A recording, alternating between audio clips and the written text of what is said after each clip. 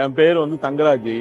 நான் வந்து ஆர்கே நகர் சொருகுப்பேட்டில இருந்து வரேன். ஷேர் கம்பெனில வேலை பார்த்துக்கிறேன் ஐயா. ஒயர் பின்றது தினமும் ஒரு 5 கஸ்டமரை போய் அட்டன் பண்ணாதான் நாங்க பழப்பு நடத்த முடியும். இந்த வண்டி கொடுத்ததுனால நான் அவங்கள போய் டீல் பண்றதுக்கு கொஞ்சம் நல்ல வசதியா இருக்கும். இந்த வண்டி வந்து ஃப்ரண்ட்லயும் போகலாம், ரிவர்ஸ்லயும் போகுது வண்டி.